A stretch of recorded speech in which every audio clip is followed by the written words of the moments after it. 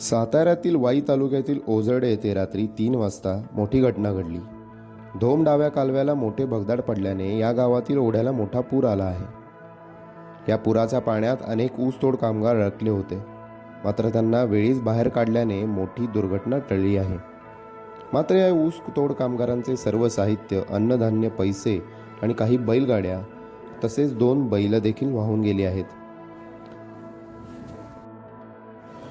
या घटनेच्या ठिकाणी जिल्हा प्रशासन पोहोचले असून या 150च्या वर कामगारांना सुरक्षित स्थळी हलवण्यात आले आहे। सुदैवाने या घटनेत कोणतीही जीवितहानी झालेली नाही।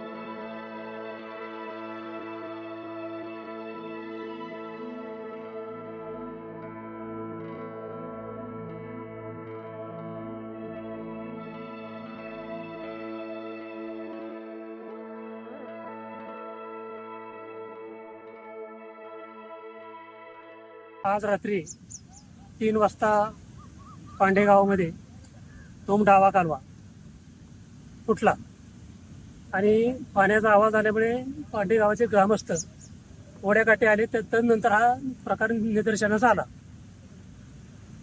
याच्या खाली पांडेगावाखाली ओझरडे गाव आहे, तिथे पात्रामध्ये ऊस तोडणी कामगार झोपड्या होत्या। सुदैवानं त्यांची काही जीवितहानी झालेली नाही। तथापि हा प्रकार घडण्यापूर्वी कॅनॉल लगत माझं क्षेत्र आहे। या क्षेत्रामध्ये मी दररोज शेतात जात असताना पाण्याची गळती दिवसेंदिवस वाढत आहे असे माझे निदर्शनास आले।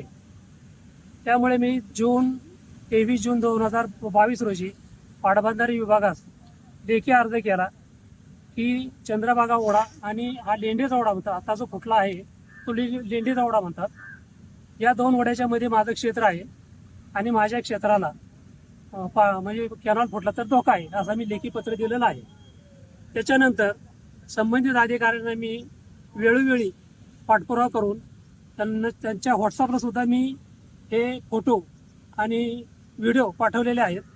संबंधित अधिकाऱ्यांना मी 2 वेळा इथं समक्ष बोलावून त्यांना ती परिस्थिती दाखवलेली होती। त्यांनी काम करतो असे 5-6 महिने त्याच्यामध्ये गेले। त्याच्यानंतर एक 4 महिन्यापूर्वी त्यांनी पुलाचं कामकाज केलं, तथापि हे कामकाज व्यवस्थित न झाल्यामुळं ही दुर्घटना घडलेली आहे।